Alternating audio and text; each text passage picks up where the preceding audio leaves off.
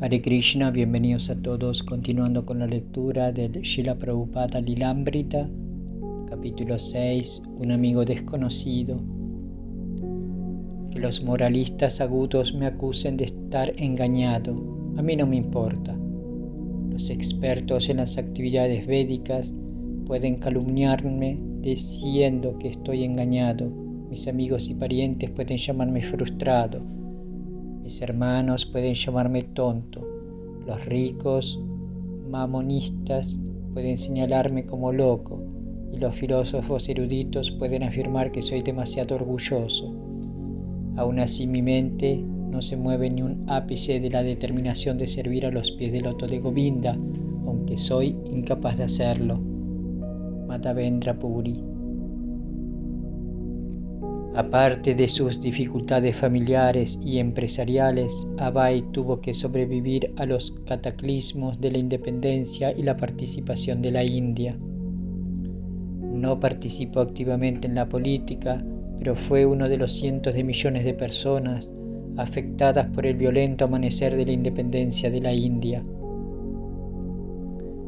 Mientras Gandhi y el Congreso, dominado por los hindúes, exigían una India libre y unida, la Liga Musulmana, liderada por M. Chan-Jinai, pedía la participación y la creación de su propia nación musulmana, Pakistán.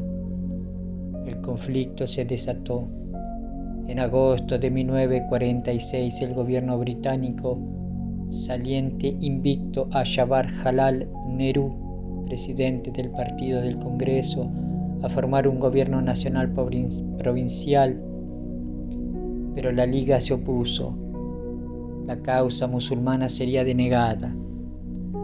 Jinnah ya había declarado el 16 de agosto Día de Acción Directa, que no tuvo mucho impacto en la mayor parte de la India, pero en Calcuta estalló en disturbios entre hindúes y musulmanes. En 5 días de violencia murieron 4.000 personas y miles más resultaron heridas. En los meses siguientes, los disturbios entre hindúes y musulmanes estallaron repetidamente en toda la India.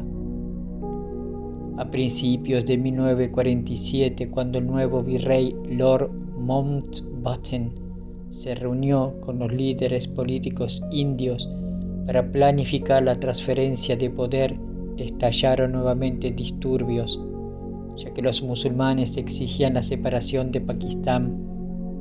Ante la amenaza de una guerra civil, el Congreso finalmente aceptó la partición y el 18 de julio el proyecto de ley de independencia de la India fue aprobado sin disenso. Un mes después, India y Pakistán emergieron como naciones independientes, con Jawaharlal Nehru como primer ministro de la India. La partición desgarró la India, dejando a 5 millones de Sikhs e hindúes en Pakistán y otros tantos musulmanes en la India, y comenzó la gran migración.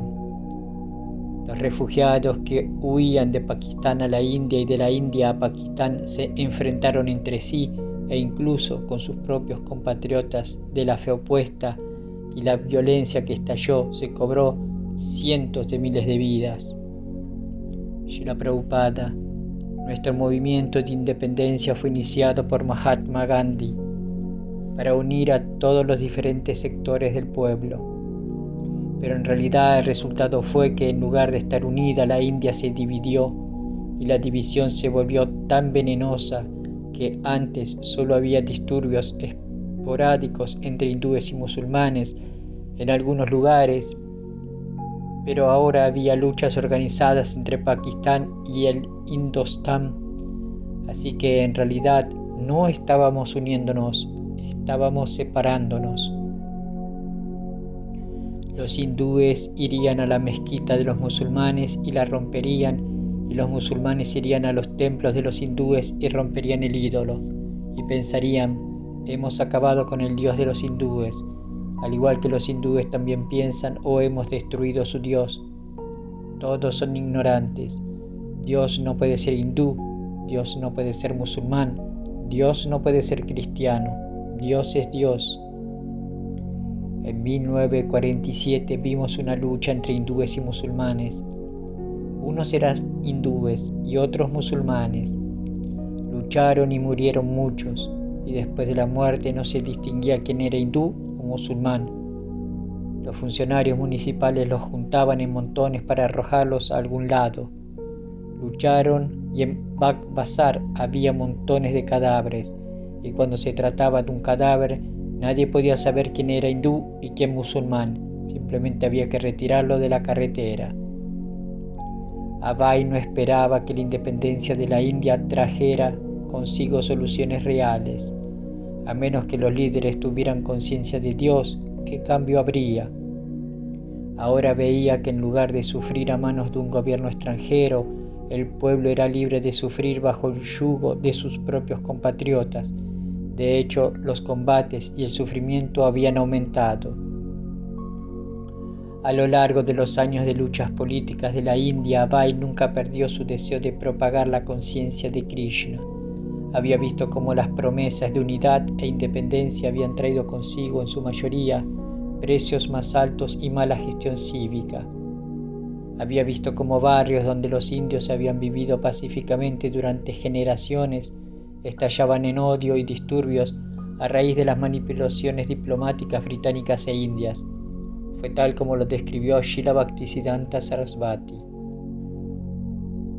Las personas que están fuertemente atrapadas por la conciencia de disfrutar de la vida material y que por lo tanto han aceptado como su líder o guru a un ciego similar, apegado a los objetos externos de los sentidos, no pueden entender que la meta de la vida es regresar al hogar de vuelta a Dios y ocuparse en el servicio del Señor Vishnu. Así como los ciegos, guiados por otros ciegos, se extravían del camino correcto y caen en una zanja, los hombres apegados a lo material, guiados por otro hombre apegado a lo material, están atados con las cuerdas del trabajo frutivo, que están hechas de cuerdas muy fuertes y continúan una y otra vez en la vida materialista, sufriendo las tres clases de miserias. El Vaishnava reza a su maestro espiritual, quien me ha abierto los ojos con la antorcha del conocimiento trascendental y se siente obligado a ayudar a la humanidad llevando la misma antorcha. Como representante del eterno Parampara Vaishnava, Abai quería arrojar la luz del conocimiento trascendental sobre el campo de las crisis actuales. Ese había sido el propósito de Vuelta al Supremo, aunque desde 1944 no había podido imprimir la revista. Pero incluso sin los medios para publicar, Abai continuó escribiendo. Su proyecto más ambicioso fue el Getopanishads, su traducción y comentario del Bhagavad Gita. Gandhi y otros hablaban a menudo de la sabiduría del Bhagavad Gita. Los indios nunca olvidaban su Bhagavad Gita. Pero la mayoría de los defensores no lo enseñaban como lo había hecho Krishna. No reconocían al Señor Krishna, el orador de su Bhagavad Gita, como la suprema personalidad de Dios, sino que extraían sus palabras como lemas para reforzar sus propias filosofías. Ya fueran líderes políticos, líderes religiosos o eruditos, casi invariablemente hacían sus propias interpretaciones simbólicas y alegóricas. Abai quería presentar el Bhagavad Gita tal como era. Debía tener 1200 páginas, 3 volúmenes ilustrados y bellamente encuadernados. Para Abai los libros ya eran una realidad de la que solo los separaba el tiempo. En los últimos 2 años había acumulado cientos de páginas manuscritas. Escribía en cuadernos y en hojas sueltas y luego mecanografiaba las páginas numeradas del manuscrito. Nunca pudo dedicarle todo su tiempo al libro, pero poco a poco empezó a tomar forma. También predicó el mensaje del Señor Chaitanya por medio de cartas, escribiendo a muchos líderes del gobierno, a conocidos respetables y a personas cuyos artículos habían leído o cuyas actividades habían llamado su atención en el periódico. Presentándose como un humilde sirviente, les escribió acerca de sus ideas sobre cómo la cultura consciente de Krishna original de la India podía aplicarse como la solución exitosa a todo tipo de dilemas. A veces sus cartas recibían respuestas y Abai respondía avivando las chispas de interés donde quiera que las encontraba. Un conocido reformador, Mahendra Pratap Raya, estaba formando lo que él llamaba la Federación Mundial. Abai había leído un periódico que el señor Pratap había publicado desde Vrindavan, en el que se dirigía a todas las naciones y pueblos del mundo y llamaba a la unidad de la humanidad. Abai le escribió sugiriéndole que las enseñanzas del señor Krishna en el Bhagavad Gita proporcionaban una ciencia teísta capaz de unir a todas las religiones. El señor Pratap respondió en mayo de 1947: admiro su profundo estudio del Srimad Bhagavad Gita. Yo mismo soy un gran admirador del gran clásico. Te aseguro que estoy trabajando estrictamente de acuerdo con el libro. El señor Pratap mencionó su libro Religion of Love y sugirió que Abai lo leyera si quería conocer la visión de la Federación Mundial sobre la religión. Mientras tanto, escribió el señor Pratap: no estoy de acuerdo con su sugerencia de hacer el nombre de Krishna o Govinda la base de la unidad de las religiones. Esto equivaldría a una conversión y no conduciría a la unidad de las religiones. Aprecio mucho sus esfuerzos en la dirección de vuelta a Dios. Abai consiguió el libro, lo leyó y en julio de 1947, mientras estaba de visita en Kanpur, escribió una respuesta. Había viajado a Kanpur no como maestro espiritual, sino como vendedor de productos farmacéuticos. Sin embargo, tenía una máquina de escribir disponible y había publicado su prédica. Continuando con mi última postal, me permito informarle que he terminado de leer su libro La religión del amor. En mi opinión, toda la tesis se basa en la filosofía del panteísmo y el enfoque se realiza mediante el servicio de la humanidad. La religión del amor es la verdadera idea religiosa, pero si el enfoque se realiza únicamente mediante el servicio a la humanidad, entonces el proceso se vuelve imperfecto, parcial y no científico. La verdadera religión del amor está perfectamente inculcada en el Bhagavad Gita. Además, no has citado ninguna autoridad para todas tus afirmaciones, por lo que son más o menos dogmáticas. Si diferentes hombres plantean diferentes puntos de vista dogmáticos sobre la religión y sus elementos esenciales, quién debe ser aceptados y quiénes no. Por lo tanto, el enfoque debe ser autoritario, científico y universal. Luego, Abai dio un resumen del Bhagavad Gita en 10 puntos, concluyendo: el servicio más elevado que se puede prestar a la humanidad es, por lo tanto, predicar la filosofía y la religión del Bhagavad Gita para todos los tiempos, todos los lugares y todas las personas. Pero sus cartas no solían dar como resultado un diálogo filosófico extenso. En 1947, cuando Abai escribió a los altos funcionarios del recién formado gobierno de la India, sugiriendo un remedio para los disturbios, lo rechazaron. Cuando pidió hablar con el gobernador de Bengala Occidental, el secretario del gobernador respondió: Su Excelencia lamenta no poder concederle una entrevista en este momento debido a la gran presión del trabajo. Cuando escribió al secretario adjunto del ministro de Educación, un asistente del secretario adjunto respondió: el gobierno de la India lamenta no poder acceder a su solicitud. A veces el interés oficial se manifestaba en forma de palmaditas en la cabeza condescendientes. Estoy seguro de que su plan para restablecer la paz encontrará una respuesta de nuestro primer ministro. Y otro, él, el ministro de Educación, se alegra de ver que usted está tomando medidas para acabar con el comunalismo. Sugiere que se ponga en contacto con un funcionario local, pidió no ser visto. Le agradezco todo lo que ha escrito y los buenos sentimientos que ha expresado. No tiene sentido discutir el asunto, ya que no creo que pueda ser de utilidad alguna uniéndome a la organización que desea crear. Por lo tanto, no es necesario que se tome la molestia de verme. Sin embargo, le deseo mucho éxito. En octubre, después de los disturbios de Calcuta en 1947, Abai escribió al presidente del Comité de Rehabilitación, quien respondió: en cuanto al Hari Kirtan y al Prayadan, puedes hacer cualquier programa que desees, pero me temo que no estoy interesado en ello, ni tampoco mi comité, y por lo tanto no hay necesidad de que te reúnas conmigo.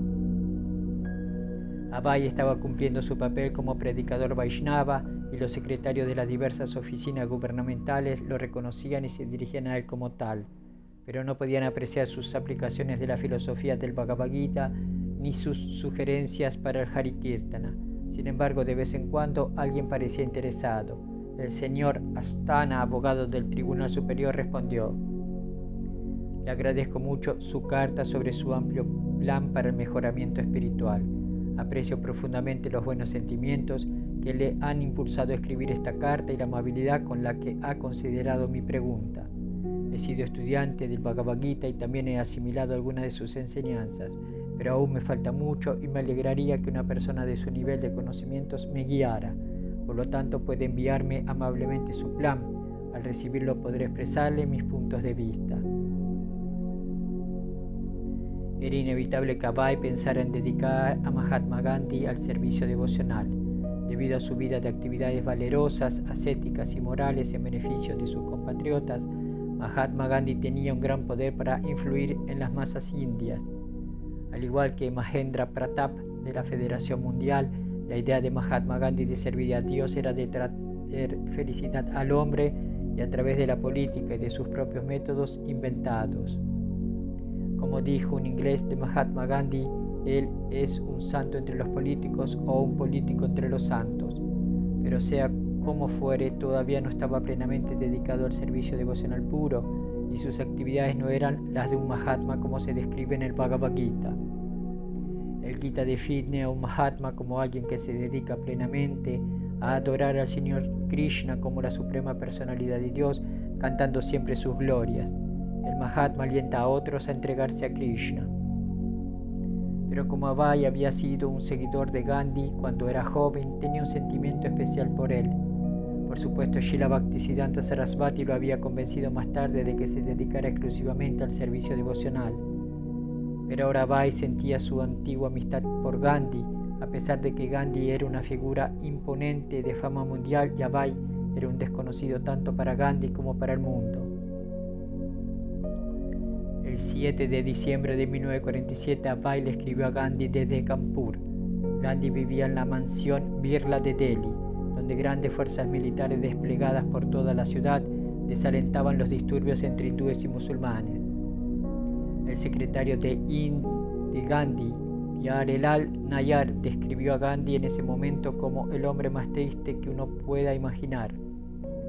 Los hombres a los que había dirigido en la lucha por la independencia de la India, Jawaharlal Nehru, Vallabhbhai Patel y otros, habían asumido el liderazgo de la nación.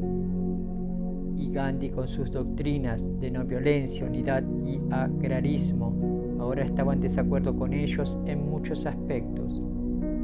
Temía estar convirtiéndose en un anacronismo. Sus antiguos colegas lo admiraban, pero rechazaban su liderazgo. Todos sus programas, la unidad entre hindúes y musulmanes, la no violencia, la ayuda a los pobres, aunque elogiados en todo el mundo, fracasaron en la India de 1947. En una reciente visita a un campo de refugiados musulmanes, una multitud de musulmanes que rodeaban su coche lo insultó. En una reunión de oración pública, una multitud hindú lo acalló a gritos y puso fin a su reunión cuando intentó leer el Corán. A sus 78 años, Gandhi estaba físicamente débil y melancólico.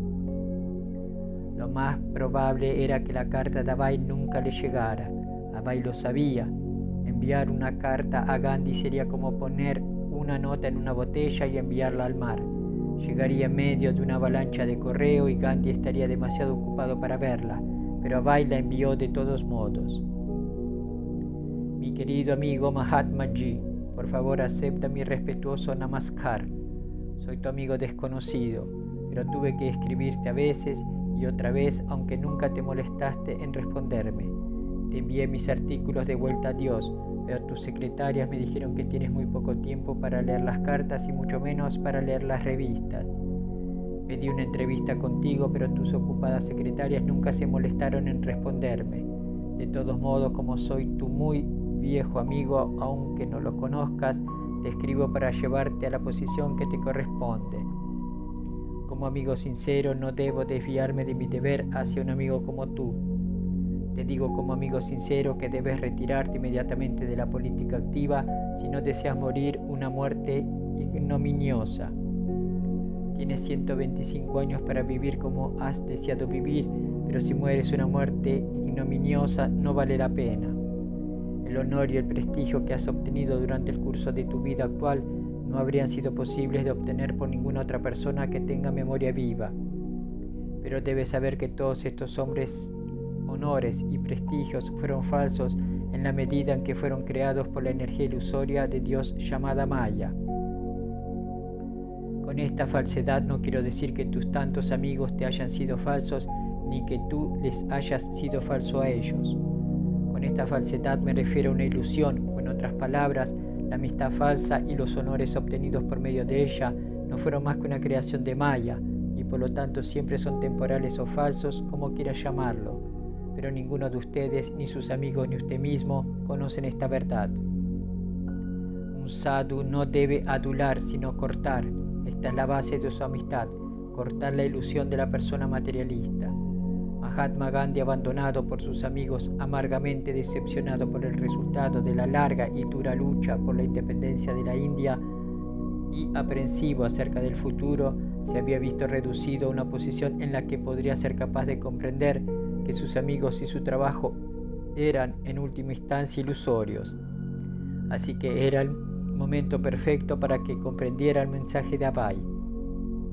Ahora, por la gracia de Dios, esa ilusión se va a disipar, y por eso sus fieles amigos como Acharya Kripalini y otros lo acusan de su incapacidad en este momento para darles un programa práctico de trabajo como el que usted dio durante sus gloriosos días de movimiento de no cooperación. Así que también están en apuros para encontrar una solución adecuada al enredo político actual creado por sus oponentes.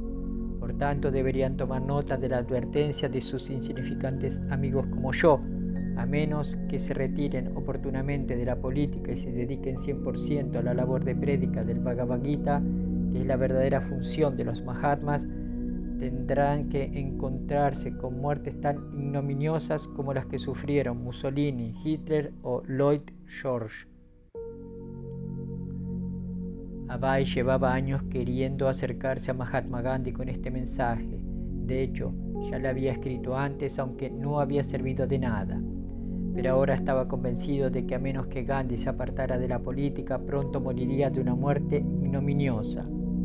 El hecho de que Gandhi siguiera activo en la política en lugar de predicar el servicio devocional le hacía necesitar una advertencia. Abai escribía para salvar a un amigo. Pueden comprender fácilmente cómo algunos de sus enemigos políticos disfrazados de amigos, tanto indios como ingleses, los han engañado deliberadamente y han roto el corazón al hacer el mismo daño por el que han luchado tanto durante tantos años.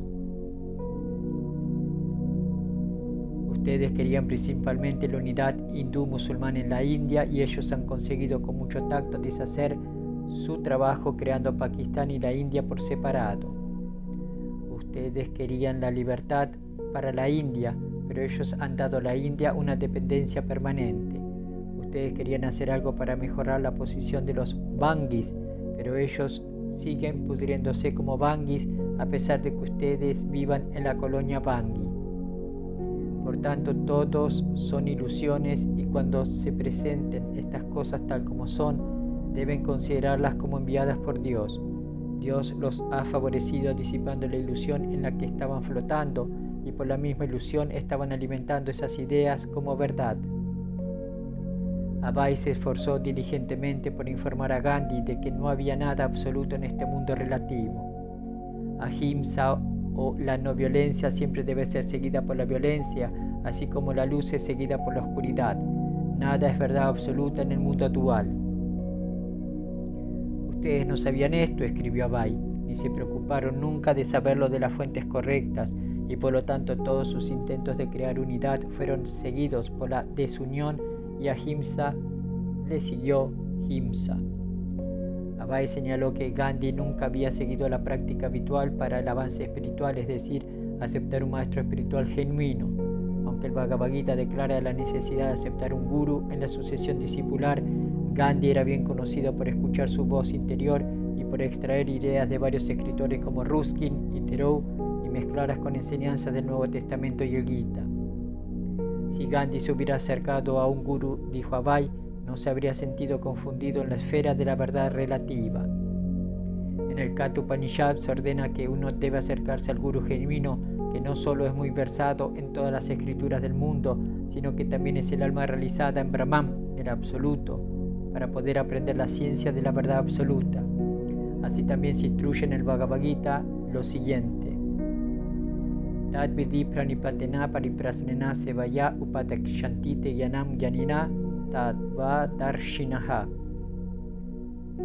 Pero sé que nunca te sometiste a una enseñanza tan trascendental, salvo a algunas severas penitencias que inventaste para tu propósito, como has inventado tantas cosas en el curso de tu experimentación con las verdades relativas.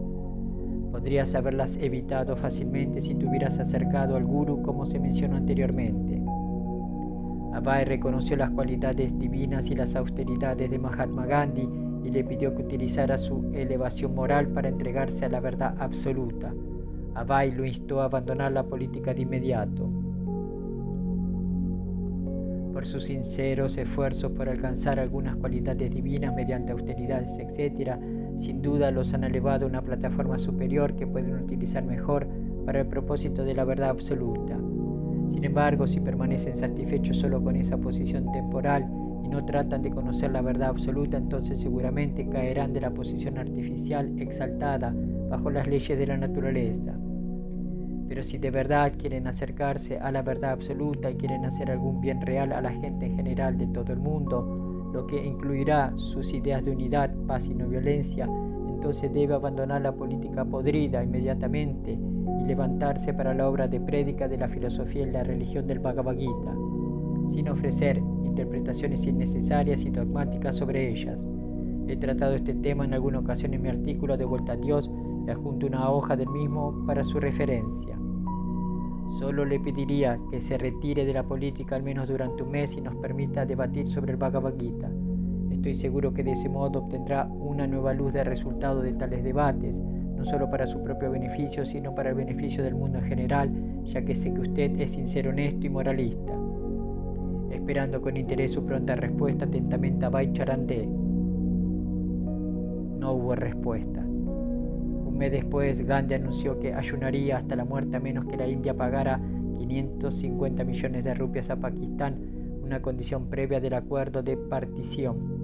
Al principio, los refugiados hindúes de Pakistán se manifestaron frente a la habitación a oscuras de Gandhi, coreando que muera Gandhi, pero a medida que ayunaba cada día más cerca de la muerte, despertó la sincera preocupación de la nación y los líderes del gobierno devolvieron el dinero a Pakistán. Luego grandes multitudes se acercaron a él coreando que viva Gandhi. Mientras tanto, la violencia entre hindúes y musulmanes continuó. El 30 de enero, al día siguiente de haber redactado una nueva constitución para el partido del Congreso, Gandhi cenó, trabajó en su rueca, se dirigió a su reunión de oración vespertina y recibió 3 disparos en el pecho. Murió gritando el nombre de Dios. ¡He Rama! La carta de Abhay del mes anterior de repente parecía una profecía, pero no la había leído la persona a la que estaba destinada.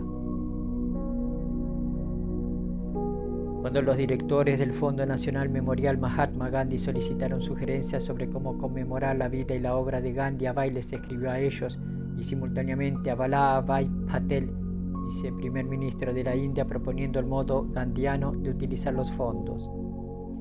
Gandhi dedicó toda su vida al servicio de la humanidad en general, con especial interés en elevar el nivel moral. Sus actividades posteriores demostraron que era igual para todos y todos los pueblos del mundo lo conocían más como líder espiritual que como mero político. La devoción a Dios era su objetivo final, y cuando digo que su memoria sagrada debe ser perpetuada no de una manera ordinaria, sino a la manera gandhiana, quiero decir que los homenajes apropiados a su memoria se harán de la siguiente manera.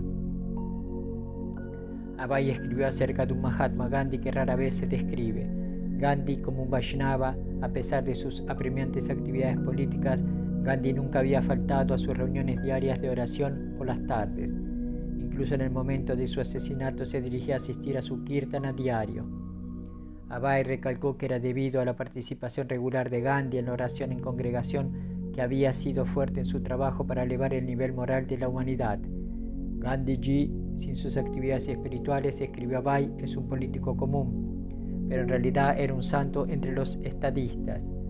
Bhai escribió que había sido el señor Chaitanya quien había originado el canto en congregación de los nombres de Krishna y Rama, y que sus seguidores, los 6 Goswamis, habían dejado una riqueza de literatura para discusión y comprensión. La Junta del Fondo Conmemorativo debería tomar esta lección de la vida práctica de Mahatma Ji y desarrollarla a gran escala. Por lo tanto, un homenaje adecuado a Mahatma Gandhi sería instituir lecturas diarias en congregación del Bhagavad Gita. Cuando los instintos espirituales de las personas se encendieran mediante reuniones diarias de oración, entonces desarrollarían las más altas cualidades en su carácter.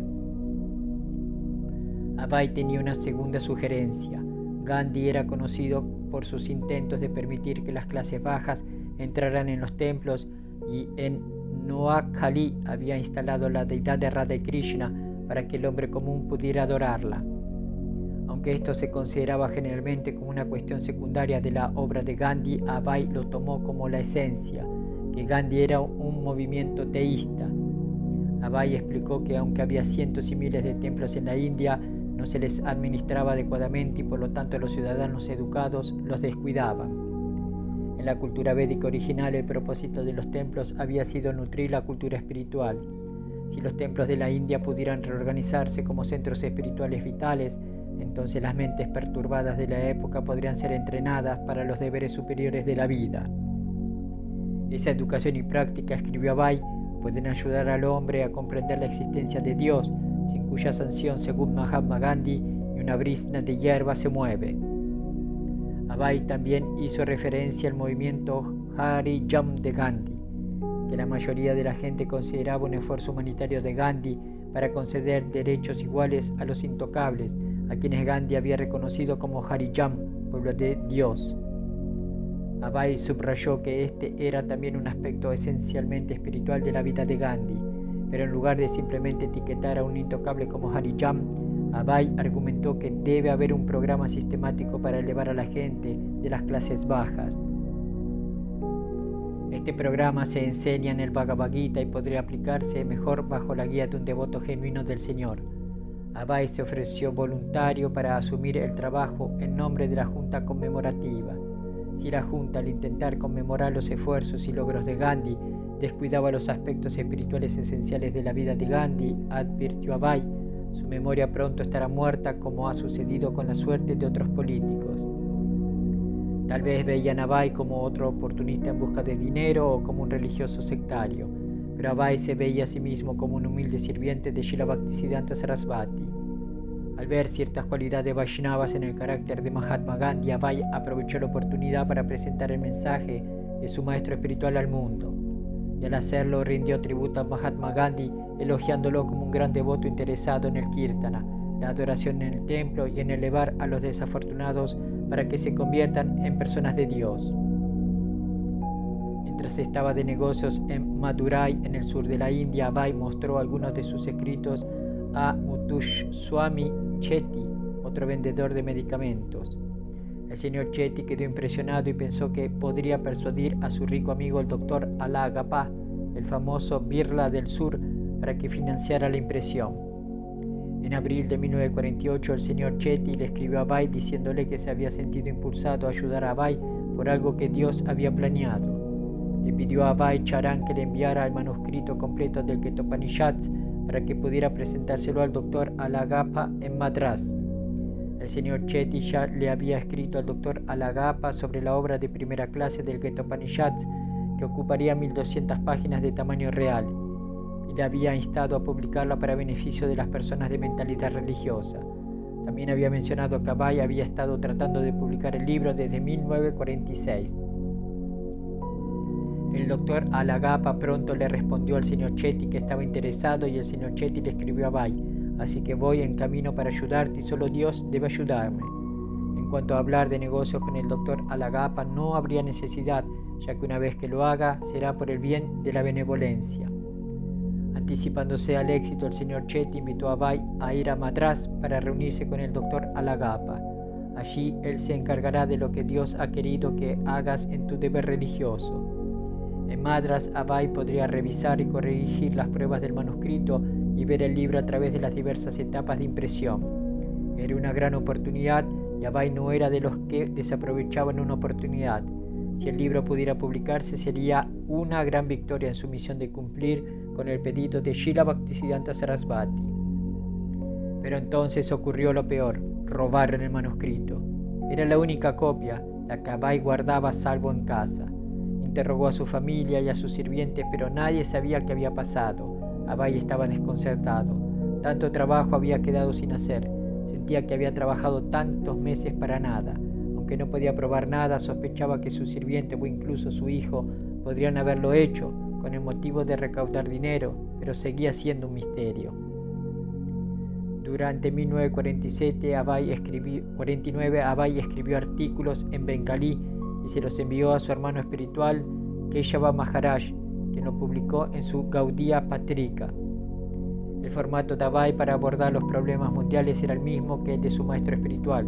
Incluso en su primer encuentro en 1922, Srila Bhaktisiddhanta Sarasvati había refutado los argumentos nacionalistas de Abhay, enfatizando que la verdadera crisis en el mundo no era social, ni política, ni material, sino simplemente la escasez de conocimiento trascendental.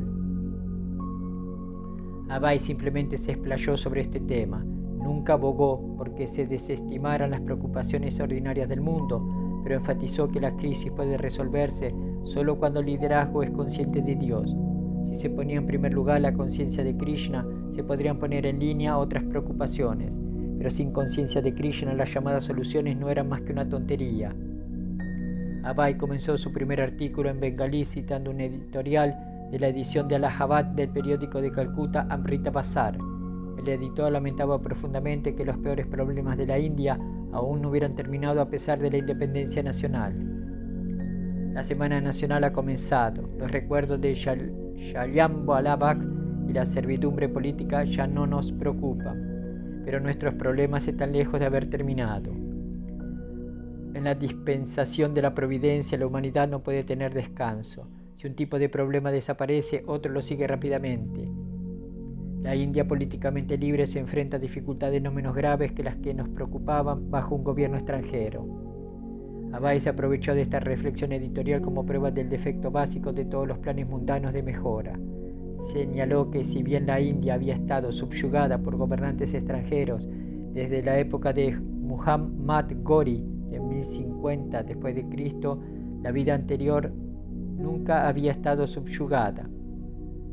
En aquellos días la India había sido una nación consciente de Dios. Fue cuando los líderes de la India abandonaron su herencia espiritual que la India cayó.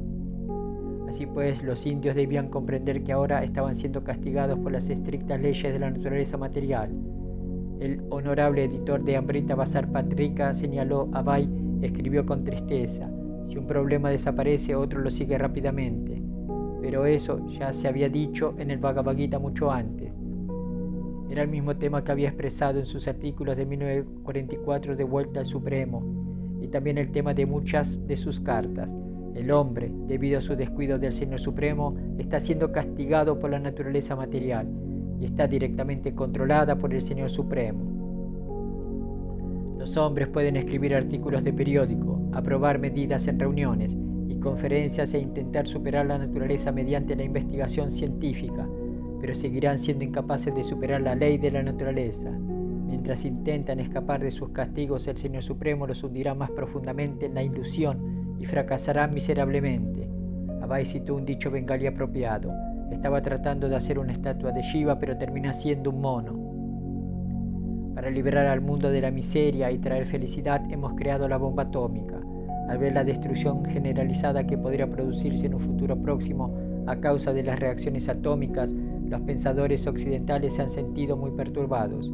Algunas personas tratan de consolarnos diciendo que solo utilizaremos esta energía atómica para traer felicidad al mundo. Este es también otro enigma de la potencia ilusoria. El problema, explicó Abhay, era que en el mundo faltaban devotos conscientes de Krishna. Los líderes bajo la influencia de la naturaleza material nunca podrían resolver los problemas del mundo. La ilusión materialista prevalecía especialmente en los países occidentales, y los indios no deberían tratar de imitarla. Sin embargo, Abhay profetizó que un día la conciencia de Krishna llegaría a Occidente. En los países occidentales nunca se ha discutido la relación entre el alma atómica individual y la suprema personalidad de Dios completa y consciente. Ni sus actividades ni su estado de perfección última han sido investigados. Por eso, aunque han logrado tantos avances materiales, se retuercen en el veneno ardiente del sensualismo. Podemos estar absolutamente seguros de que la verdadera fórmula de la paz de la India llegará algún día a sus oídos. Los artículos de Abhay comenzaron a aparecer regularmente en la Gaudiya Patrika. Sus hermanos espirituales apreciaban sus escritos. Su denuncia de la mentalidad materialista recordaba a la de Srila Bhaktisiddhanta Sarasvati. En manos de Abhay, el concepto del asura, el demonio que aparece en la Bhagavad Gita, ya no era simplemente una representación de un enemigo mitológico o legendario. Los asuras habían cobrado vida en el Hitler, Churchill o incluso en un primer ministro indio de nuestros días. Pero como señaló Abhay, su denuncia de los líderes equivocados no era suya. Él solo estaba repitiendo las palabras de Krishna. Durante 1950-1951 continuó escribiendo cartas, intentando conseguir que varias organizaciones y líderes lo escucharan. Escribió al Comité Pacifista Mundial, al presidente de la India y al ministro de Educación. Escribió al Congreso Indio para la Libertad Cultural, que le respondió sugiriendo que Abhay les había escrito por error. Escribió a un funcionario de la Conferencia de todas las religiones en Bombay, advirtiéndole que debido a su enfoque nada práctico saldría de su conferencia. La solución práctica se encuentra en el mensaje trascendental de Shri Krishna, la personalidad de Dios, tal como lo dio en el Bhagavad Gita. El 14 de septiembre de 1951 se comunicó con Daniel Bailey del American Reporter, una revista publicada por la Embajada estadounidense en Nueva Delhi. Abhay señaló que la filosofía de la comprensión de la verdad absoluta, tal como la comprendían los sabios de la India, era superior a los intentos de combinar Oriente y Occidente. El señor Bailey respondió que era consciente de la influencia filosófica y religiosa oriental en Occidente y citó el progreso de una misión de yoga en la ciudad de Nueva York, que dijo que tenía cierta influencia en los protestantes de Estados Unidos. Pero cuando Abhay preguntó si uno de sus artículos podía aparecer en el American Reporter, el señor Bailey respondió: si tuviéramos que conceder un espacio considerable en el American Reporter a, digamos, el Bhagavad Gita, con toda justicia tendríamos que dar el mismo espacio a las otras filosofías, y nuestro deseo no es respaldar ni condenar a ninguna de ellas, sino simplemente ayudar a una mejor comprensión. En una respuesta posterior, Abhay difirió de la afirmación del señor Bailey de que se debería alentar a las personas a hacer su propia interpretación de la religión. Los hombres menos inteligentes siempre son guiados por aquellos que son superiores en conocimiento en todas las esferas de la vida. Abhay incluso escribió a la Fundación Ford en Detroit y un asistente del personal le respondió: lamento informarle que no podemos seguir sus sugerencias sobre la creación de una asociación de la clase inteligente de personas. La Fundación Ford no tiene ningún problema en el que se puedan incluir ideas específicas como las que usted describe. Aunque la mayoría de sus sugerencias fueron rechazadas, en ocasiones recibió palabras de elogio. Un tal Dr. Muhammad Said, profesor de la Universidad de Allahabad, escribió: parece que has asimilado la enseñanza universal de la antigua India, lo cual es realmente loable. Y el gobernador de Uttar Pradesh le respondió: estás haciendo un trabajo noble, porque nada es más noble que tener la mente puesta en Dios. Abhay no solo daba consejos en sus cartas, sino que también insinuaba que podía dar ayuda práctica. Si conseguía apoyo institucional, estaba dispuesto a hacer muchas cosas: dar clases, administrar templos, enseñar la adoración en los templos e iniciar devotos, así como organizar diversos tipos de trabajo de campo para propagar los principios del Bhagavad Gita. Por lo general no explicaba exactamente cómo debían hacerse las cosas, pero señalaba los defectos filosóficos de los métodos actuales y la superioridad de trabajar de acuerdo con la literatura védica. Por la gracia de su maestro espiritual, conocía la ciencia de aplicar el Bhagavad Gita a casi cualquier situación. Si alguien mostraba interés, podía enseñarle a esa persona la superioridad de trabajar de acuerdo con el Bhagavad Gita. Después de asistir a una reunión en la que un destacado industrial había subrayado la importancia de las relaciones armoniosas entre los trabajadores y la dirección de su fábrica, Abai escribió una larga carta en la que le sugería que considerara los buenos efectos que podía producir el canto en congregación de Hare Krishna. Como la fábrica contaba con un club y un salón especiales para los empleados, Abai sugirió que los trabajadores se reunieran allí y cantaran Hare Krishna. Abai instó a todos a entregarse a Krishna, pero la mayoría de la gente tenía sus propias filosofías y consideraba que su espíritu era sectario o proselitista. Pero el Bhagavad Gita era universal, escribió Abai, y Dios no podía ser omitido de ningún problema, ni siquiera en nombre de un estado secular. Krishna, como el padre de todos los seres vivos, tenía jurisdicción sobre todos los programas, organizaciones y gobiernos. Los hindúes en particular deberían apreciar el alcance universal del Bhagavad Gita. Aunque Abai siempre tenía un plan de acción detrás de sus sugerencias, primero buscó el interés de su corresponsal. No hubo mucho interés y fue rechazado repetidamente, pero nunca se desanimó, siempre esperaba encontrar un simpatizante. Guardaba copias de todas sus cartas y sus respuestas. Una palabra de agradecimiento o una ligera muestra de interés de un corresponsal eran suficientes para obtener de Abai otra respuesta considerada. Había desarrollado un profundo sentido de dedicación a la misión del Señor Chaitanya sin esperar el liderazgo de la Gaudiya Math. Aún albergaba la idea de que sus hermanos espirituales pronto se reunirían y predicarían, pero no ponía ninguna energía en las Maths, ya que hacerlo significaría involucrarse en una de las facciones. Manteniéndose alejado de la lucha interna de la Gaudiya Math, Abai continuó su campaña de redacción de cartas solo, presentándose como predicador del Bhagavad Gita y editor de la revista Bhakto Kohets. En 1948 Abai cerró su fábrica de Lucknow. Se había retrasado en el pago de los salarios de sus empleados y desde 1946 había estado pagando el alquiler a plazos. Pero cuando las ventas cayeron, la continuidad de la fábrica se volvió imposible, lo perdió todo. Srila Prabhupada, empecé un gran laboratorio en Lucknow. Eran días dorados, mi negocio florecía como nunca. Todos en el negocio químico lo sabían, pero luego gradualmente todo fue menguando. Con la ayuda de algunos conocidos de Allahabad, abrió una pequeña fábrica allí, en la misma ciudad donde su farmacia Prayag había fracasado 15 años antes.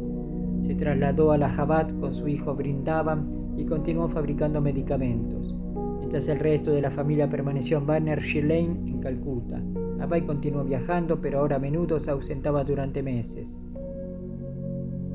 Y entonces tuvo el sueño por segunda vez. Srila Bhaktisiddhanta Sarasvati apareció ante él. Nuevamente le hacía señas, indicándole que tomara sannyasa. Nuevamente Abai tuvo que dejar el sueño a un lado. Era un hombre de familia con muchas responsabilidades. Tomar sannyasa significaría renunciar a todo. Tenía que ganar dinero. Ahora tenía 5 hijos. ¿Por qué Guru Maharaj me pide que tome sannyasa?, pensó. Ahora no era posible. El negocio de Allahabad no prosperaba. En la actualidad la situación de nuestro negocio no es muy buena, escribió a su sirviente Gauranga, quien le había pedido que lo acompañara nuevamente. Cuando la situación mejore y si estás libre en ese momento te llamaré. Trabajo con ahínco, pero los resultados fueron escasos. Como en todo lo demás, Abai vio sus circunstancias actuales a través de los ojos de las escrituras y no pudo evitar pensar en el verso del Srimad Bhagavatam. Ya syaham anugrihani mi iryashetat danam shanai tatodanam tia shanti asya swajanaduka dukitam. Cuando siento una compasión especial por alguien, voy quitándole poco a poco todas sus posesiones materiales. Sus amigos y parientes rechazan entonces a ese pobre y desdichado individuo. Había oído a Srila Bhaktisiddhanta Sarasvati citar el verso y ahora pensaba en él a menudo. Supuso que sus circunstancias actuales estaban controladas por el Señor Krishna, quien lo estaba obligando a una posición desamparada, liberándolo para predicar el proceso de conciencia de Krishna. Srila Prabhupada, de una forma u otra, mi intención de predicar el mensaje del Señor Chaitanya Mahaprabhu aumentó y la otra disminuyó. Yo no estaba desanimado, pero Krishna me obligó. Debes abandonarlo. La historia es conocida. ¿Cómo disminuyó? Disminuyó y disminuyó. En el Srimad Bhagavatam, la reina Kunti ora: mi querido Señor Krishna, a tu señorío se puede llegar fácilmente, pero solo aquellos que están agotados materialmente. Aquel que está en el sendero del progreso material tratando de mejorarse a sí mismo, con una ascendencia respetable, gran opulencia, alta educación y belleza corporal, no puede acercarse a ti con sentimientos sinceros. Srila Prabhupada, En 1950 me retiré prácticamente, no jubilado, pero con un poco de contacto con los negocios, con lo que fuera que estuviera pasando. Luego casi se volvió nulo. Todo lo que había estaba bien. Uno hace lo que quiere. La esposa de Abai se mudó sola con sus hijos a la casa de su padre en el 72 de Mahatma Gandhi Road. Había pensado que su apoyo económico se estaba volviendo precario. Abai pasaba la mayor parte del tiempo fuera de casa y poco a poco se iba distanciando de la familia. Cuando al cabo de varios meses se reunía con su mujer y sus hijos, su suegro le criticaba: siempre estás afuera, siempre estás adorando a Dios, no estás cuidando de mi familia. Siempre que podía, Abai enviaba dinero a su familia. El señor Sudhir Kumar Dutta, sobrino de Abai, a veces se notaba que pensaba en muchas cosas, en su familia, en sus escritos, en hacer cada vez más grandes sus negocios. ¿Qué hacer? ¿Qué hacer? Pensaba seriamente en ganar más dinero con su negocio, pero eso significaba que tenía que dedicarle más tiempo a su negocio y nunca dejaría de escribir. Escribía cada vez más y la gente a veces lo insultaba. Oye, estás escribiendo cosas religiosas, solo piensas en Dios, que mantendrá a tu familia, que harás por la familia. A veces discutía con ellos. ¿Por qué me ha dado esta familia? ¿Por qué debería olvidarme de Dios? Esto es lo real, lo que estoy haciendo. ¿No puedes darte cuenta de lo que estoy haciendo? Durante una visita a Calcuta, Abai se alojó en casa de su suegro, donde le dieron su propia habitación. Cuando su esposa le sirvió la cena, se dio cuenta de que todo había sido comprado en el mercado. ¿Cómo es esto?, preguntó. El cocinero está enfermo hoy, respondió Radharani. Abai pensó: es mejor que no vivamos aquí en la casa de su padre, o de lo contrario, la malcriarán aún más. Así que trasladó a su familia a una nueva dirección en la calle Chetla. Aquí a veces se quedaba con su familia durante unos meses, escribiendo artículos y haciendo algunos negocios, pero la mayor parte del tiempo se quedaba en Allahabad. En Allahabad, Abai, que ahora tenía 54 años, vivía como un vanaprastha, es decir, alguien que se ha retirado de la vida familiar. Era indiferente a las actividades de la familia y los negocios, actividades que un hombre de familia generalmente considera sus principales objetivos de responsabilidad y felicidad. En sus escritos, Abai había hablado varias veces de los 4 ashramas o divisiones espirituales de la sociedad védica: Brahmachari, Grihastha, Vanaprastha y Sannyasa. En la primera división, el Brahmachari Ashram, los padres de un niño lo envían al lugar del Guru o Gurukula, donde vive una vida sencilla estudiando la literatura védica bajo la guía de su Guru. Así, en su infancia y juventud, aprende los principios de austeridad y el conocimiento espiritual que forman la base de toda su vida. A los 21 años, el Brahmachari puede tomar una esposa y así entrar en el siguiente ashram, el Grihastha Ashram, o como Bhaktisiddhanta Sarasvati puede elegir permanecer como Brahmachari de por vida. En su niñez había permanecido célibe y había asimilado los principios de la devoción a Krishna de su padre y su madre. Había vivido en su casa. Su crianza había sido equivalente a la vida de Brahmachari y al casarse a la edad de 21 años había entrado en el Grihastha Ashram o la edad apropiada. El ejemplo de Gaur Mohan le había mostrado a Abai cómo permanecer como devoto de Krishna incluso en la vida familiar. Y como Vaishnavas, Abai y su familia habían evitado los excesos de la vida familiar materialista. A los 50 años el hombre debe retirarse de sus actividades familiares y esta etapa se denomina Vanaprastha. En el Vanaprastha Ashram, tanto el hombre como la mujer acuerdan abstenerse de más contacto sexual. Pueden seguir viviendo juntos, pero el énfasis está puesto en la asociación espiritual. Como Vanaprastha, pueden viajar juntos en peregrinación a los lugares sagrados de la India, preparándose para su inevitable partida del mundo material. De este modo, los ashram védicos, después de permitirle a uno cumplir con la vida material, le permiten poner fin al ciclo de repetidos nacimientos y muertes y alcanzar el mundo espiritual eterno.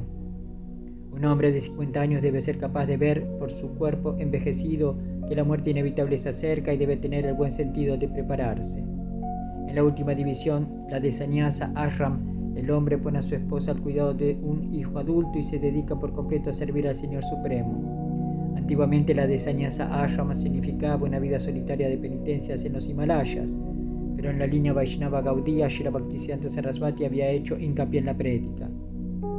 Aunque Abai no había definido formalmente su estatus dentro de los 4 ashram, parecía estar viviendo más como Vanaprastha que como un Grihastha.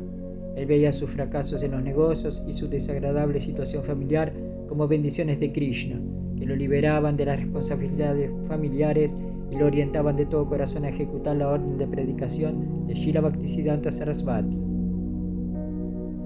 En Allahabad, Abai logró ahorrar suficiente dinero para reactivar la impresión de Bhaktu Kohet y en febrero de 1952, desde su oficina editorial en el 57B de Canning Road, apareció en primer número en 8 años.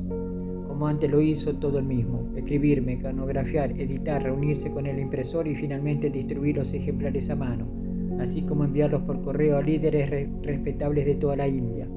Él sentía que ese era el verdadero propósito de vivir en Allahabad o en cualquier otro lugar. Ese era el mejor uso del dinero, el propósito de la vida humana: dedicarse plenamente a glorificar al Señor Supremo.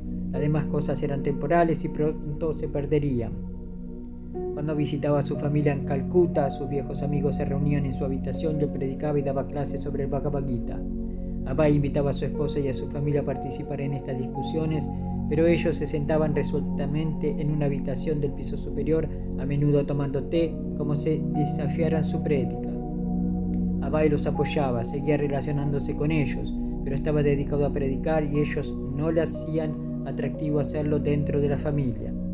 Se iba a ver una vida familiar para Abai, entonces su esposa y sus hijos tendrían que reconocer y regocijarse por el hecho de que él se estaba convirtiendo en un predicador de pleno derecho.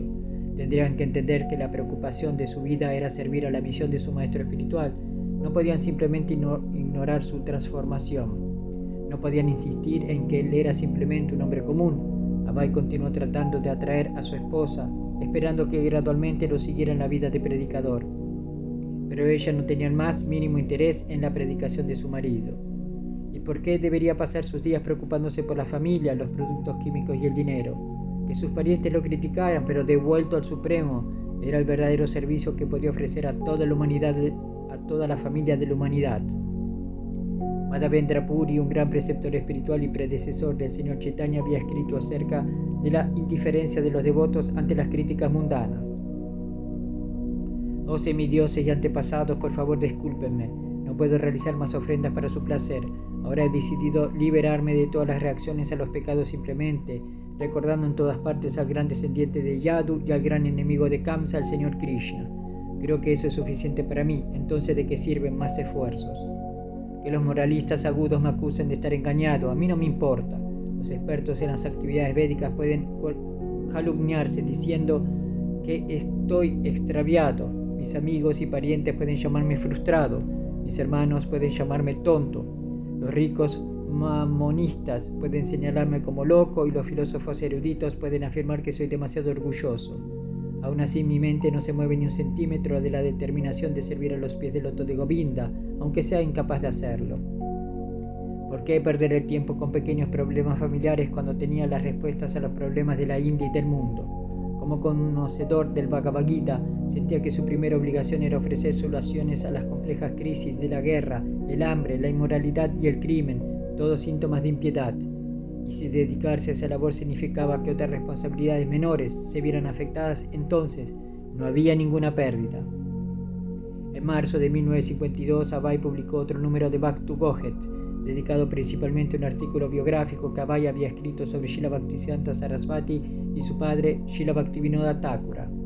Él, Bhaktivinoda Thakur, protestó vehementemente contra los principios de esos pseudos trascendentalistas que ahora se hacían pasar en nombre del señor Chaitanya. Inició el movimiento reformatorio con contribuciones literarias mientras todavía estaba comprometido con un alto funcionario del gobierno. Durante su vida de jefe de familia y sirviendo como magistrado, escribió libros de diversas descripciones en bengalí, inglés, sánscrito, etc., para presentar una imagen real de las actividades devocionales puras al señor Chaitanya. Srila Bhaktisiddhanta Sarasvati Goswami Maharaj recibió inspiración desde su misma infancia sobre el movimiento de Srila Thakur Bhaktivinoda. Él trabajó como secretario privado de Srila Bhaktivinoda Thakur y como tal Bhaktivinoda Thakur le dio a él, Srila Sarasvati Thakur, el poder trascendental para abrazar la causa del señor Chaitanya. Y así, después de la partida de Srila Bhaktivinoda Thakur, Srila Sarasvati Thakur tomó las riendas de ese movimiento reformatorio. Absorto en la redacción de su diario mensual, Abai se ocupaba de sus otras actividades solo superficialmente. A veces viajaba por negocios o tomando el tren nocturno de Allahabad a Calcuta visitaba a su familia. Cuando su vagón no estaba lleno, encendía una luz mientras los demás dormían. Viajar en un tren nocturno le brindaba una buena oportunidad para pensar o incluso escribir. A veces dormía unas horas y luego se sentaba de nuevo y miraba por la ventana para ver solo la noche y las luces reflejadas del vagón del tren brillándole, las ventanas reflejando su rostro. A mitad de las 12 horas del viaje, el cielo se aclaraba, pasando del gris al azul claro, y aparecían las primeras nubes claras en el cielo. Podía ver luces en los pueblos y oír la bocina del tren que avisaba. Cuando el tren aminoraba la marcha y se detenía en una estación, los vendedores de té caminaban juntos a la ventanilla del tren gritando «Chai, chai, chai». Su fuerte canto melodioso llenaba los oídos de Chai, y el chai llenaba el aire con su aroma, mientras cientos de pasajeros bebían su té de la mañana. Durante sus más de 20 años de extensos viajes en tren, Abai había notado que cada vez había más gente fumando y cada vez más había mujeres que viajaban solas. La India se estaba occidentalizando y los líderes nacionales estaban allanando el camino. Los ciegos guiando a los ciegos. Querían el reino de Dios sin Dios. Querían una India progresista e industrializada sin Krishna. Desde la ventana podía ver grandes campos que estaban sin cultivar y sin embargo la gente tenía hambre. Abai leía a veces un periódico y recortaba un artículo que parecía merecer una respuesta en De vuelta al Supremo o que le había dado una idea para un ensayo. Deliberaba sobre cómo acercarse a la gente en busca de ayuda, a quién acercarse y cómo iniciar una sociedad de devotos conscientes de Krishna. La gente no solo de la India sino de todo el mundo podía adoptar la conciencia de Krishna. El Chaitanya Bhagavata había predicado que un día el nombre del señor Chaitanya sería conocido en cada pueblo y aldea. Srila Bhaktisiddhanta había deseado eso. Había enviado predicadores a Inglaterra, pero ellos solo habían obtenido una visita protocolaria con la realeza. Habían hecho fila, se habían inclinado ante la corona y luego habían regresado a la India sin producir ningún cambio en la gente occidental. Abai pensó en enviar de vuelta al Supremo al extranjero. Sus agentes Tucker, Spink and Company tenían contactos en América y Europa. La gente lee inglés en todo el mundo y algunos de ellos seguramente apreciarían las ideas del Bhagavad Gita y del Srimad Bhagavatam. Esto era lo que Srila Bhaktisiddhanta Sarasvati había deseado. La conciencia de Krishna no era solo para la India, era el mayor regalo de la India y era para todos. Srila Prabhupada Ki Jai. Hari